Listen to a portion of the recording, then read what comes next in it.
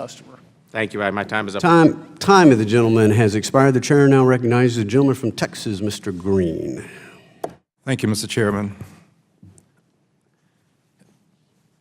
Friends, if you like kickbacks, you will love the Choice Act because it will allow hardworking Americans to go into a lending institution to acquire a loan and receive an indication that he or she has qualified for a loan at 8% when they actually qualified for a loan at 5%.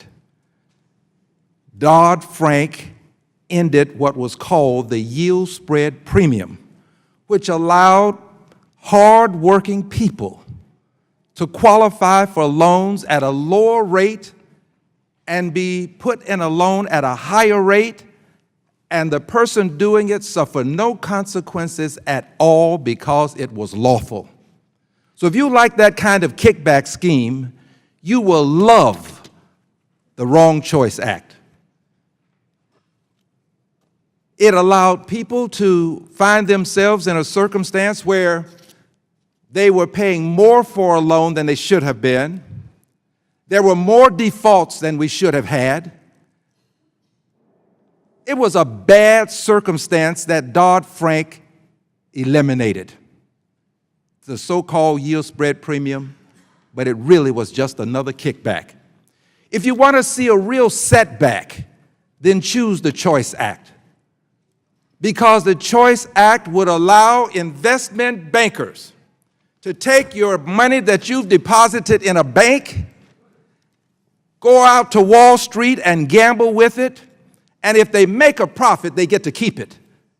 They'll call it proprietary trading. They'll get to keep that profit. And if they lose, then the FDIC bails out the bank. It's a bad bill. It allows hardworking Americans to be ripped off with impunity.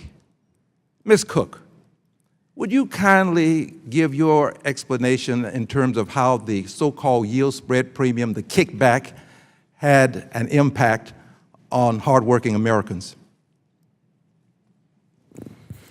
One manifestation of that was when this was used to put especially African Americans and Hispanics into mortgages that were actually lower, in lower quality mortgages than they deserved from their credit score and other information that would have gone into a mortgage decision.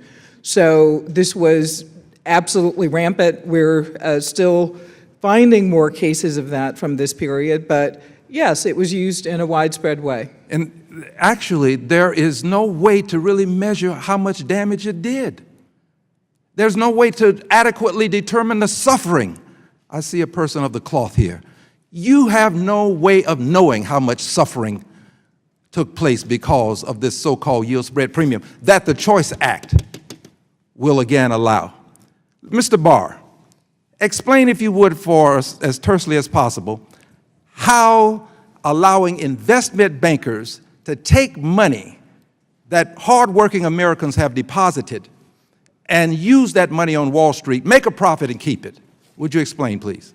Well, the Volcker Rule is really designed to try and separate out different kinds of risk in the financial system. So prop trading, short-term trading contributed to some of the problems that the largest firms had, and therefore when they failed, the American people are the ones who ended up suffering from that failure. So that reform, along with other structural reforms, is designed to make it less likely that families will get crushed. And less likely that deposits that hardworking people place in banks will end up in the hands of an investment banker on Wall Street with a gamble that may or may not succeed. True?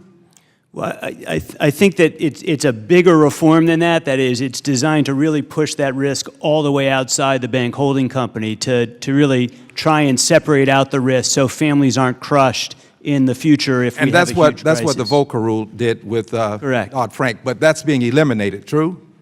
Correct. Okay, quickly. I remember how bad it was when we were going through the crisis in 2008. It was such that banks would not lend to each other. The banks refused to lend to each other. We had to pass Dodd-Frank, and we still need it. I yield back. Time of the gentleman has expired. The chair now recognizes the gentleman from North Carolina, Mr. Pittenger. Thank you, Mr. Chairman. Thank you so much for hosting this